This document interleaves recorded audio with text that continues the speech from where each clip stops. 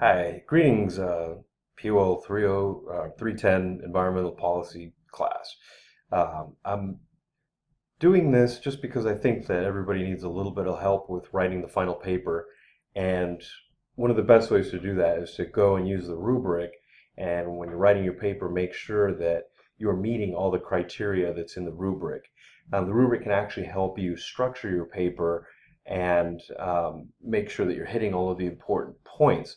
So what this tutorial is designed to do is to go through the rubric piece by piece and show you how it would apply to a particular topic that you might have chosen for your final paper.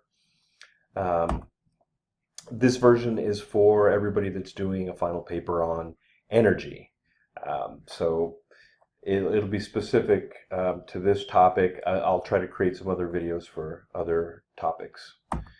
But okay, let's start off with the very first thing. The very first part of the rubric is about your introduction, your conclusion, and your thesis. And this is very important because the thesis is actually going to set up your paper. And if you write a poor thesis, you're not going to have very much direction when it comes to making your argument. Because in this type of paper, when you're talking about policy, you need your thesis to make a strong statement about the policy outcomes or policy suggestions that you want to make. Your thesis should say what you firmly believe is the truth regarding certain policy outcomes. So in a really basic sense, if your thesis doesn't make an argument for or against a particular policy, then you need to rewrite it because your whole paper can describe a particular policy and all the elements of it, but we need to get a sense that as you're doing that, you're either critiquing the policies and saying that they need to be changed, or you're agreeing with what they do and you're just giving more evidence for why this is the right thing and why we should continue forward with this particular policy.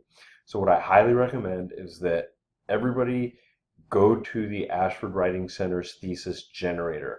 It's a very, very simple form, and you just put ideas into these boxes and click OK, and it will spit out a variety of different kinds of theses. So you're going to be putting in the subjects that you're going to talk about in a very general sense, and then you'll get a comparative thesis, an argumentative thesis, and all these different things that you could use in your paper.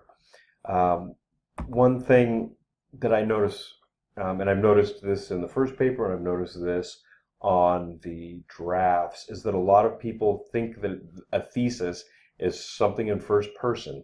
This is a really bad thesis. Don't do this. If you start off by saying, my paper is going to examine the difference between wind energy and wave energy, that's a really bad thesis. What you should be saying is something along the lines of wind energy because of the cost to produce it and the minimized environmental damage is better than wave energy, which could slow down shipping traffic and create potentially hazardous situations in the ocean. That's a thesis. That's a strong statement. You don't want to say this paper is going to blah blah blah. In this paper, I am going to examine rah rah rah. That's another really poor thesis. First of all, you shouldn't be using first person anyway. So you don't want to say things like, I will talk about wind energy and the social and ethical and political aspects of this environmental policy. Another poor thesis. We are going to discuss, or here's another one, the focus of this paper is dot dot dot dot. We don't need to know that really. I mean, you can state that, like, the focus of this paper is to examine different renewable energy sources. But then you need an actual thesis. The focus of this paper is to examine different renewable resources. Wind energy, solar energy, and biofuel seem to me the most viable alternatives currently to fossil fuels. That's your thesis. You're making a statement about the renewable energy and why it's better than fossil fuels. So none of that stuff, please. Thank you. Okay, the very first part of the rubric, explain why and how 3 environmental challenges or problems are associated with the selected environmental issue. So for energy, there's quite a few environmental challenges, and I put some pictures here. First, we have over here, obviously, air pollution, greenhouse gases being emitted from the use of fossil fuel to create energy. Now, if you're going to go into air pollution, we did a unit on air pollution. You can talk about how there's a challenge associated with the use of coal because it creates sulfur dioxide and other problems. Go back to climate change. So the problem is air pollution. The problem is climate change, and adequately describe why and how this is a problem. If you're talking about nuclear power, or which is a really great topic to include in a paper on energy, be sure you talk about waste disposal. Where is the waste supposed to go? This is a big challenge. We have nowhere to take it, and we don't want to transport it because people are afraid that nuclear waste going through their community on a train might get into an accident and spill, green goo everywhere, turn people into mutants. So that this is a problem. If we're talking about hydropower, be sure that you outline the challenges with hydropower, things like ruining ecosystems, preventing fish from going upstream, completely flooding entire biospheres. Um, One of the other problems, of course, with fossil fuel is climate change. That's why there's the polar bear.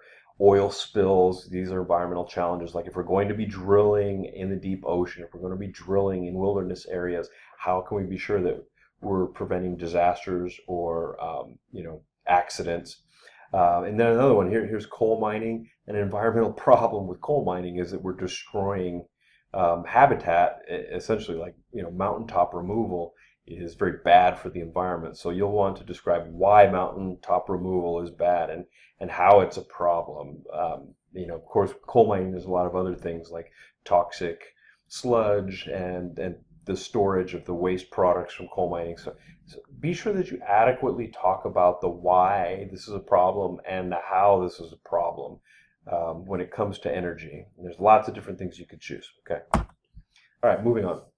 The very next part of the rubric, another 5 points, is to explain why and how these challenges are associated with an environmental impact. And the values, you have to go back to chapter 1 in the textbook and look at this table, because these are the values. These are the terms that you should be using. If we're talking about how does the environmental problem of offshore oil drilling affect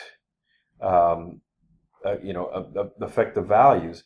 Well, we have this intrinsic value, the value of living things, is that potential accidents, that's the challenge. The challenge is potential accidents with offshore drilling.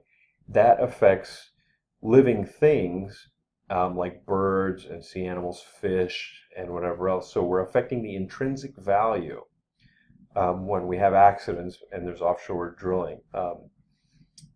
Going to direct values, the use value and the market price are something that you should talk about. Like, well, if we reduce fossil fuel, the value of energy becomes higher. In other words, we're going to have to pay more for it because honestly, fossil fuels are cheap. They're the cheapest, easiest, and most powerful fuel that we have right now for producing energy. So look at these. Is there anything that you can talk about with science and education? Is there something that we can study based on the production of energy? Yeah, we could study, compare, and research the effects of climate change. That's one thing. So the environmental challenge is climate change. How is it associated with the science and education value? There's a lot of research that's going on right now about it. We're trying to learn more.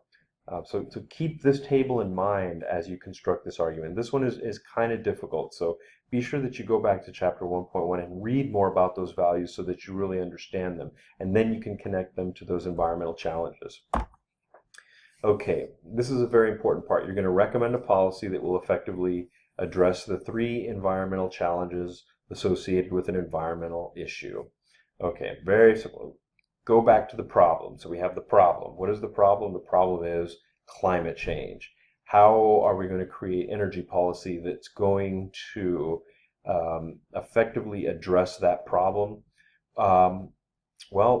George Bush and his fuel economy was one policy. So talk about that. Obama with his push for clean energy, meaning stop using dirty coal in power plants. That's another policy.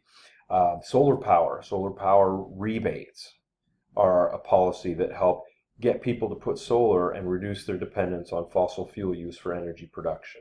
So all of these are policies that effectively address climate change. And if you go back to these other challenges, the challenge of, if you're going to talk about offshore oil drilling, there's nothing wrong with saying that we need more fracking, we need more offshore oil drilling, and we need to be drilling in the wilderness areas in Alaska. It's what keeps our economy going, it produces jobs, and as long as our economy is strong, then the health and well-being of people is going to be strong at this point. Until we develop better technologies, this is the way that we should go. So if you're going to say that, but if we're going to have fracking, we need policies that ensure that safety measures are followed and drinking water supplies are not contaminated. These are things that really need to be considered. A policy, should we allow offshore oil drilling? Yes. However, we need a policy in place that guarantees that the companies that are going to be drilling have adequate safety measures in place, adequate cleanup measures, and will be financially responsible for all damages if this occurs. So make very good specific policy recommendations. Use specific policies that are out there. Go to the U.S. Department of Energy and read, about all of the things that they have in place and where we're going in the future. Okay, now this one is tough because it's asking you basically to do 4 things. Evaluate the social, political, economic, and environmental pros and cons of implementing the policy. So what would happen if we completely reduced drilling and fossil fuel use? Well, the social effects would be health and well-being. These are the types of things that are healthy. Less fossil fuel use, better air, less air pollution, fewer respiratory problems. Go look at the American Lung Association and view their statistics on respiratory illness. And you can say, this is going to be reduced if we implement a policy of renewable energy. If we implement a policy of a different type of transportation program like bicycling, people are going to be healthier, they're going to be more fit, and we're going to get the added benefit of increasing their health, reducing things like heart disease and diabetes. So is it a good policy to tax fossil fuel until it's $10 a gallon for gasoline? Yes, because people will be forced to ride bicycles and this is going to be healthy. Social aspects, social pros and cons are things like health and well-being, happiness. If we reduce offshore oil drilling, we're not going to have these things like oil spills that damage people's communities. Those are social aspects. Very simply, if you're going to talk about political things, the best thing that you can do is speak directly about particular politicians, interest groups, or countries and how diplomacy figures in. Why is a policy of renewable energy here in the United States a good policy? Because we reduce our dependence on foreign oil. It puts us in a much better diplomatic position when it comes to dealing with Iran, China, and Russia. Excellent political statement there. It reduces the power of special interest groups like the Koch brothers and Koch Industries, and strengthens our relationship with, or makes us less dependent on oil-producing nations like Saudi Arabia. We strengthen our relationship with communities that are affected by natural disasters and fossil fuel-related disasters. It's very good to talk about specific people. Bernie Sanders, President Obama, against the XL pipeline and the greater use of fossil fuels.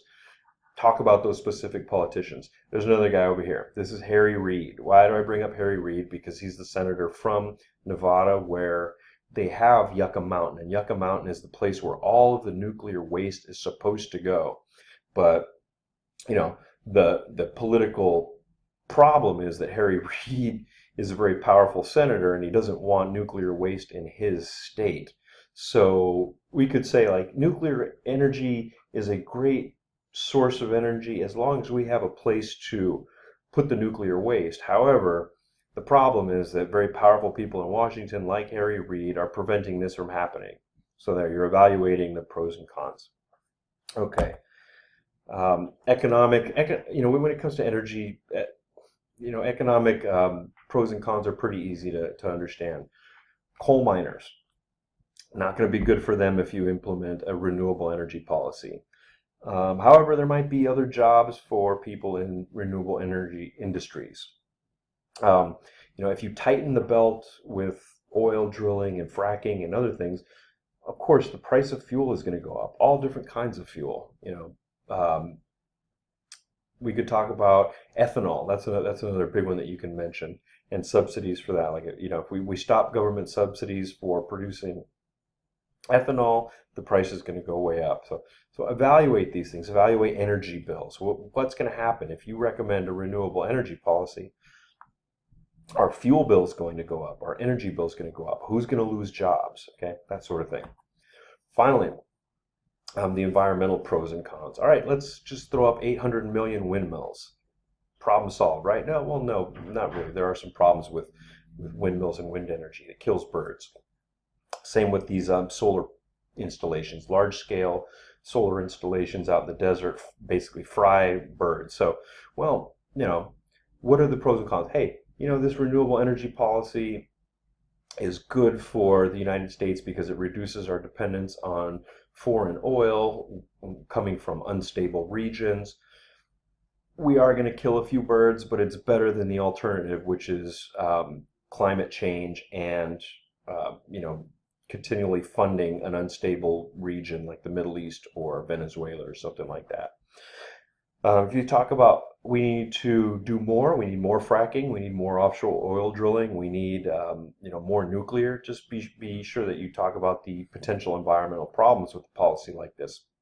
This is Fukushima, and there was that big scare when there was the earthquake that something could happen to the nuclear facilities, or we might end up with worse hurricanes, or we might end up with offshore oil drilling causing accidents and oily birds, or if you say, well, hydropower is a great thing because it's renewable, you got to be able to talk about, well, yes, but it kind of has an effect on fish habitats and that sort of thing. Okay, and the rest of the rubric, it's really up to you. This is about your writing. This is your content development and all that other stuff. I urge you to really get a good APA template. Get a Word document that's a good APA formatted template and use that. You don't lose a whole lot of points, but it's always a free point if you just get it right. So be sure that you do all that. The page requirement, all that business is up to you. The more specific details and the more specific references and specific examples that you give, the easier it's going to be to get to 10 pages. Remember, when you talk about politics, talk about specific politicians, specific countries, specific interest groups. When you talk about specific renewable energy sources, don't just mention wind power, mention a specific wind power installation somewhere in the United States and talk about it as an example. Here's one example of a wind power station in Texas. Here's another one in California. Here's an example of a coal-fired power plant in New Mexico or Wyoming. And this is how much it pollutes or whatever. So the more specific you get, the easier it's going to be. And that's about all I have to say. Thanks for taking these 18 minutes with me. I hope that it helps you write your paper.